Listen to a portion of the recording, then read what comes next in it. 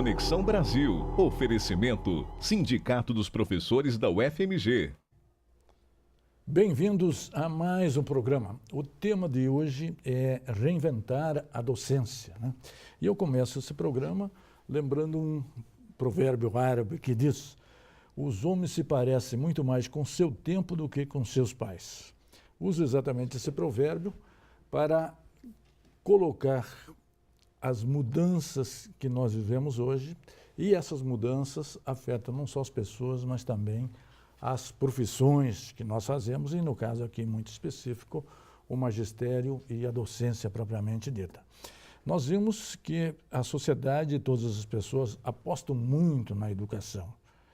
E a educação hoje praticamente é a panaceia e a resposta a todos os problemas, não só do mundo, mas os problemas propriamente brasileiros.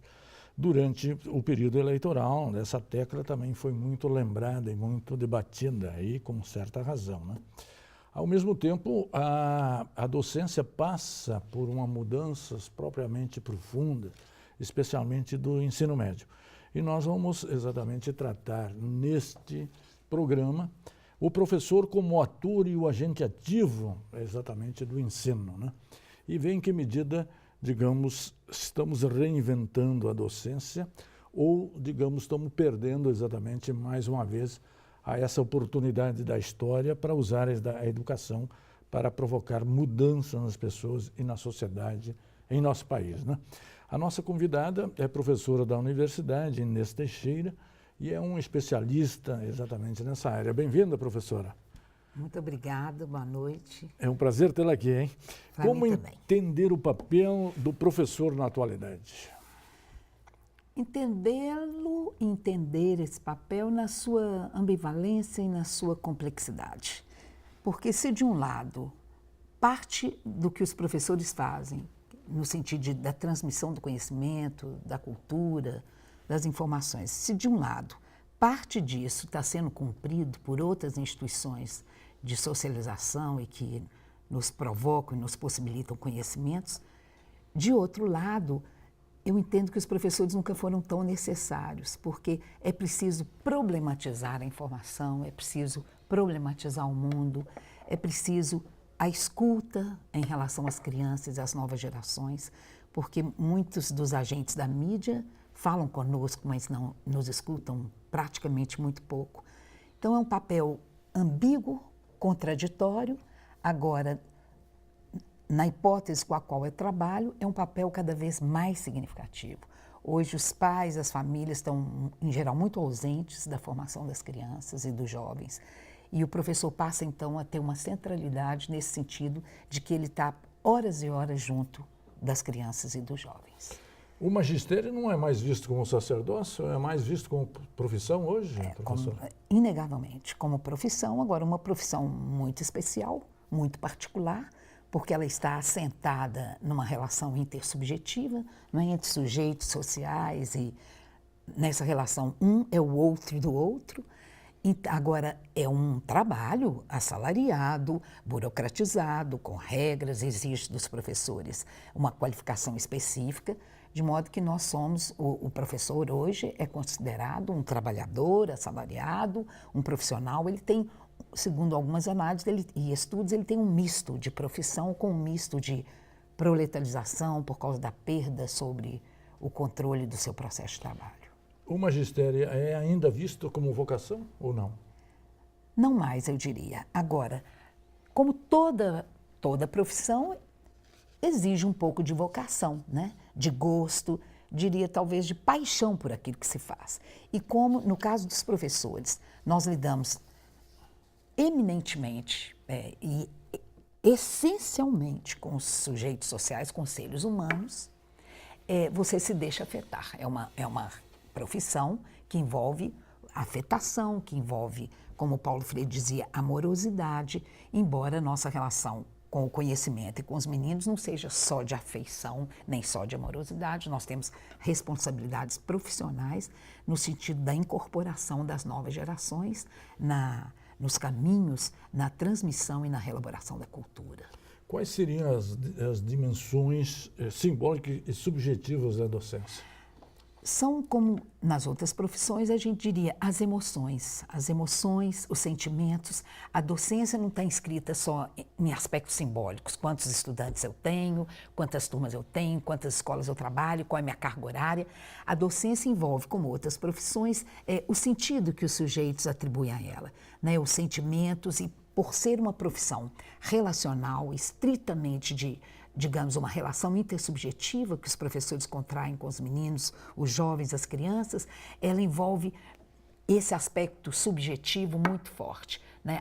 A nossa pessoa fica implicada na docência, e os sentidos que nós damos para a docência, os significados, as emoções que nós vivemos na docência, são parte tão constitutiva da docência quanto os salários. E isso hoje está tudo muito incerto, muito inseguro, está tudo num certo sentido, muito sofrido. Se a docência ainda é um motivo de alegria, de satisfação para muitos professores, ela tem sido também motivo de cansaço, de muita desesperança. Então, do ponto de vista subjetivo, nós estamos também muito tensionados. A docência hoje está muito tensionada. Certo desengano, professor? Eu diria que as duas coisas. Você tem a docência, você tem um conjunto de professores, e pesquisas revelam isso, que ainda, digamos, gostam muito, se identificam, têm prazer e satisfação com a docência. Você tem isso de um lado, porque é uma profissão muito bonita, não é? Você trabalha com as novas gerações, com a criança, com o jovem, você trabalha com o conhecimento, você trabalha com a cultura. Então, de um lado, você tem muita satisfação em ver os meninos crescendo, se desenvolvendo como sujeitos sociais, como seres humanos. De outro, como as condições laborais são muito precárias, e como os meninos já chegam na escola hoje, em certo sentido, sofridos, porque é uma sociedade doente, do meu ponto de vista. Então, os meninos chegam na escola também com muitos problemas, e isso faz com que a profissão exija-se cada vez mais no desempenho do professor, e isso tem provocado não só um desalento, poucos jovens hoje querem tornar-se professor, como tem gerado também muito adoecimento, sobretudo o adoecimento psíquico. Perfeito. No segundo bloco, nós vamos trabalhar as dimensões objetivas do exercício da profissão do magistério. Um instante só, voltaremos já. Interconexão Brasil. Oferecimento: Sindicato dos Professores da UFMG.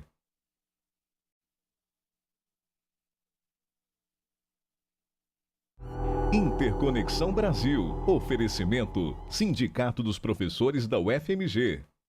Bem-vindos de volta. Nós estamos trabalhando reinventar a docência. Nós situamos exatamente a docência, os seus desafios, que ainda perduram, e também os seus problemas. Deixamos no ar que neste bloco nós vamos trabalhar um pouco as condições objetivas no exercício da docência. A senhora já começou no bloco anterior, encerramos conversando exatamente das doenças e de outros problemas que os professores, um pouco desencantados com a profissão, sentem e enfrentam diariamente. Quais são as condições objetivas do exercício da profissão hoje? Primeiro, vamos lembrar que estamos falando dos professores da educação básica, não é? Claro. Se a gente fosse aos professores do ensino universitário, seria uma realidade com algumas especificidades. As condições objetivas são variadas, né? Não podemos também pensar os professores, as escolas, como um bloco homogêneo. Claro. Você tem a divisão setor público, setor privado. Dentro do setor privado você tem uma gama muito distinta de escolas, e do setor público é um pouco mais homogêneo o quadro, mas também é um quadro diverso. Olha, no geral, as condições objetivas são muito desfavoráveis. Em que sentido?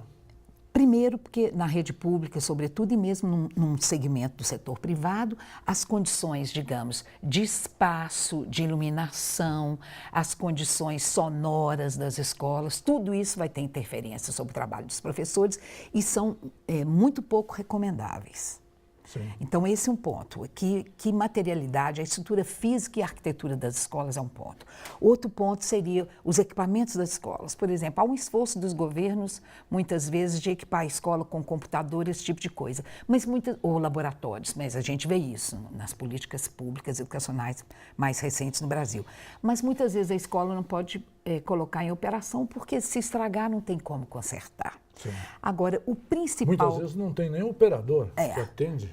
Mas isso às vezes talvez seja menos importante. A questão que os professores dizem muito é isso, nós temos receio porque temos medo de estragar e como que isso fica depois, fica por nossa conta.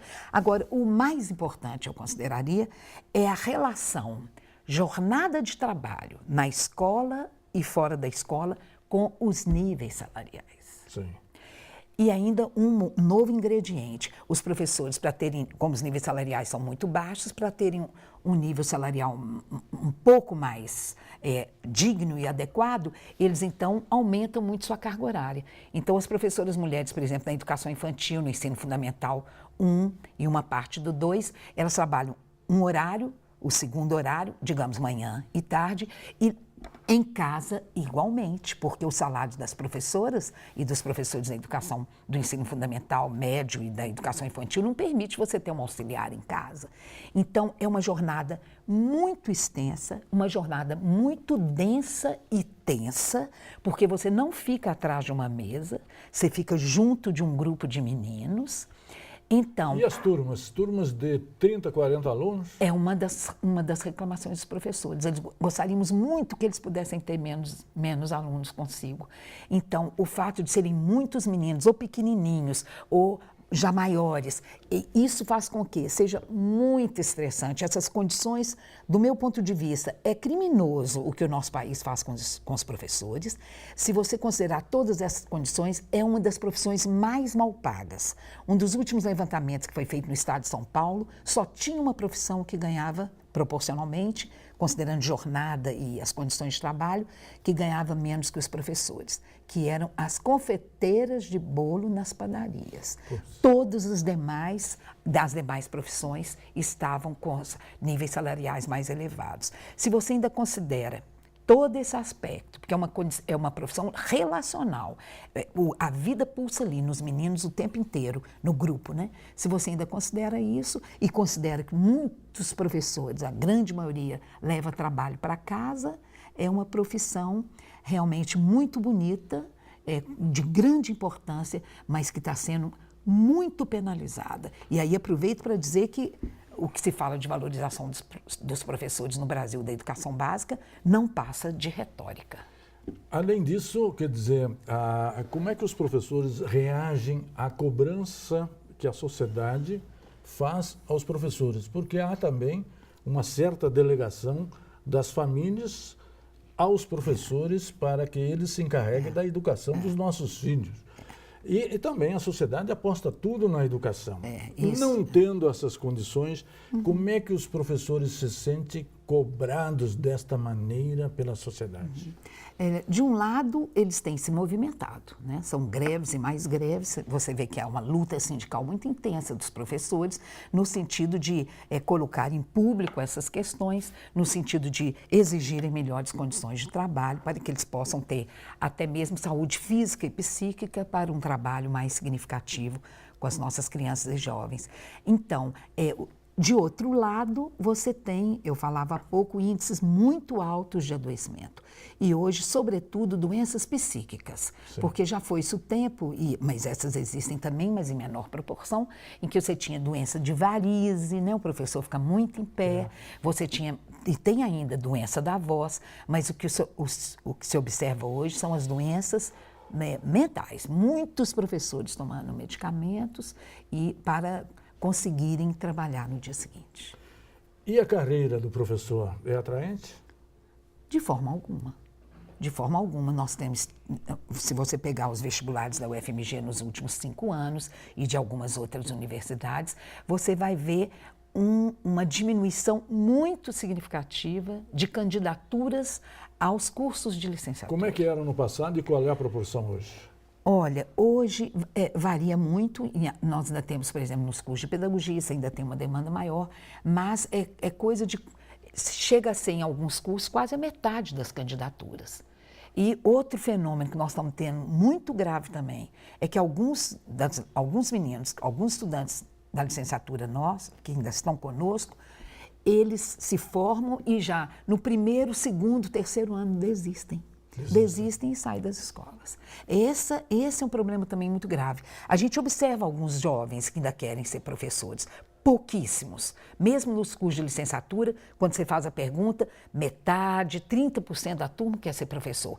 Mas ainda existem os que desejariam. Só que eles vão quase que sucumbindo já nos primeiros anos do magistério. Isso é uma questão também muito grave. Perfeito. No terceiro bloco, nós vamos dedicá-lo um pouco mais à análise do ensino médio e à crise pela qual o ensino médio passa.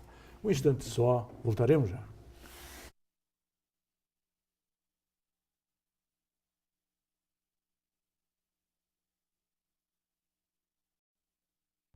Interconexão Brasil. Oferecimento Sindicato dos Professores da UFMG. Bem-vindos de volta ao nosso terceiro bloco, o tema Reinventar a Docência. No segundo bloco, dedicamos às condições objetivas do exercício do magistério. E já deixamos no ar também o tema desse segundo bloco. Mas antes disso, professora, como as desistências e como a pouca procura dos cursos de formação do professor acentua mais ainda a feminização do magistério? Esse é um ponto importante. Agora, variável também. Em geral, a feminização do magistério, ou seja, a presença muito grande, prioritária de mulheres, está nas séries, na educação infantil, né? A creche, até ali os 10, 14 anos. À medida que o ensino médio, por exemplo, à medida que vai subindo na escala, nas hierarquias de ensino, a presença dos homens aumenta. Mas ainda assim é uma profissão majoritariamente feminina. E agora, os cursos de pedagogia, 95%, né? São mulheres. Mulheres. Ou talvez até mais que isso. Eu estou pensando mais aqui no Sudeste e no Sul, né? Porque, inclusive, mesmo no Sudeste e no Sul, no interior, isso difere um pouco. Talvez pela falta de oportunidade de trabalho para os homens, né, em outras profissões. Agora, essa feminização, então, ela se dá nos níveis mais baixos, né, mais iniciais do sistema escolar, e ela é curiosa também, porque ela imprime também um certo ethos à profissão e, enfim, o que é muito claro é isso. O contingente maior das mulheres está nos níveis mais elementares do sistema de ensino. Perfeito. E vindo ao ensino médio, o ensino médio está em crise? Digamos que sim, não é? Digamos que sim. Talvez uma crise de identidade, uma crise de identidade de um lado, que é o nosso ensino médio, a que vem, a que serve, e de outro, uma crise de identificação. Aí no sentido, os nossos jovens se identificam com essas propostas atuais de ensino médio, não as atuais de renovação, mas com esse ensino médio do jeito que está estabelecido há mais de décadas no Brasil. Então eu diria que ele tem essa dupla, uma crise de dupla face, não é? Pela identificação dos meninos com esse tipo de escola e pela a própria identidade, o que é o ensino médio, a que vem, qual sua responsabilidade social. Ele perde, então, tanto a capacidade de preparar os jovens para o vestibular, quanto para uma profissão, por isso que ele perde a identidade? E também por uma outra razão, né? A mim me parece, os estudiosos desse assunto colocam isso, que o ensino médio não pode ser só uma preparação para algo, né? É um momento em que o menino se constitui como tal, não tem sentido você ficar preparando, né? Ainda mais numa sociedade tão incerta. Ele precisa falar com os jovens hoje, ele precisa dialogar com a cultura juvenil, com as demandas juvenis. É claro que o ensino médio tem também uma perspectiva de projeto de vida para os meninos e para o futuro, mas ele não pode se referenciar só nisso, nem nessa ideia de preparação. É preciso que ele tenha significados e sentidos e força para os nossos jovens ao longo dele mesmo, né? Então é um momento que o jovem se encontra com ele mesmo, não é um momento só de preparar.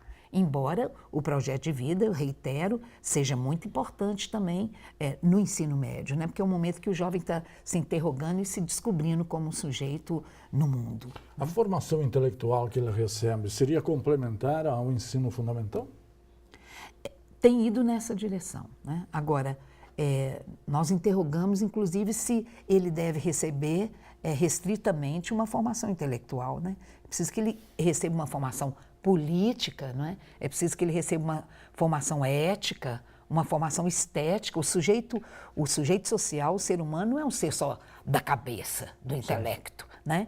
Então, eu acho que são bem-vindas as propostas de renovação do ensino médio que abrem para esses outros horizontes, de trabalhar as culturas juvenis, de trabalhar as expressões estéticas, de trabalhar a discussão da ética e da construção da cidadania. Nós não podemos formar na escola só o intelecto. E certamente que as expressões artísticas, as linguagens como do audiovisual, do cinema, da música, tudo isso que constitui a cultura juvenil tão intensamente, é muito bem-vindo para o ensino médio e tudo isso pode ser trabalhado do ponto de vista teórico e intelectual também. Talvez, eu penso que a gente teria que pensar, e algumas reformas vêm nessa direção, alargar mais o âmbito do que nós consideramos a formação de um sujeito, que não pode ser só uma formação intelectual. Como as novas mídias estão sendo usadas exatamente para melhor formar o aluno do ensino médio? Das mais variadas formas. Em alguns lugares mais usadas, em outros lugares menos, às vezes usada até mesmo para memorização de uma forma muito mecânica, então não para incentivar o raciocínio, a inventividade, às vezes usada para passar o tempo, para ocupar o tempo, enfim, de uma forma muito variada. Às vezes não são muito usadas porque a escola não tem o equipamento, aquilo que eu falei no princípio, os equipamentos não podem ser usados porque podem ser estragados e coisas do gênero. Então, é um quadro muito variado. Muitas vezes os próprios professores também não têm muita intimidade com essas mídias. Agora, é uma demanda dos meninos e outra coisa, quer você queira ou não, os meninos entram na sala de aula com celular, eles entram, né, nas escolas que eles têm maiores condições econômicas, eles entram com o tablet, entram com o computador. O celular está em todas as classes sociais no Brasil. Então, eu costumo dizer que a gente agora tem um novo personagem na sala de aula. E, por certo, que esses objetos midiáticos e eletrônicos e comunicacionais, como seja, eles não podem ser considerados o inimigo do professor, né? E nem dos processos de construção do conhecimento. Mas há uma tensão aí, porque muitas vezes o professor ainda não tem intimidade, não está habituado com esse tipo de manejo e nem tem tempo, condições objetivas para se preparar para tal. E a diferença de gerações entre os alunos e os professores, como isso interfere na prática escolar e no funcionamento da escola? Isso interfere todos os dias e todas as horas e todos os minutos. Desde a educação infantil, que as crianças pedem muita agilidade corporal dos professores, né? A criança vem para o seu colo, a criança você tem que levantar, você tem que assentar, a criança tem que deitar, na educação infantil. E depois, com os meninos mais velhos, eles já têm um afastamento corporal dos professores, mas a educação presencial exige muito do corpo do professor, porque o corpo do docente fica muito exposto. E à medida que você tem uma diferença geracional muito grande, o esforço do professor é muito maior, porque você tem que pensar exemplos, pensar linguagens, pensar formas de trabalhar com os meninos, muitas vezes fora da sua experiência, do seu modo de vida, do seu modo de ser. Por outro lado, essa experiência geracional é muito bonita na vida dos professores, é muito gratificante no sentido de que tem muitos professores que dizem isso nas nossas pesquisas, trabalhar com o jovem, trabalhar com a criança te renova, te abre um horizonte, te coloca sempre jovem. Então é um fator ambíguo, agora é muito crucial, porque essa relação geracional está posta todos os dias na relação face a face entre professores e meninos. Professor, agradeço muito. Infelizmente já estamos no final do nosso programa. Trouxemos a você, telespectador, uma reflexão extremamente importante sobre a docência hoje, a carreira. Nós que apostamos tanto na educação e temos esperança nela, precisamos valorizar mais o professor, porque sem bons professores e professoras, o ensino não se torna ensino de qualidade. E a você, telespectador, que sempre nos prestigia, nos acompanha, muito obrigado pela sua audiência. Até a semana que vem.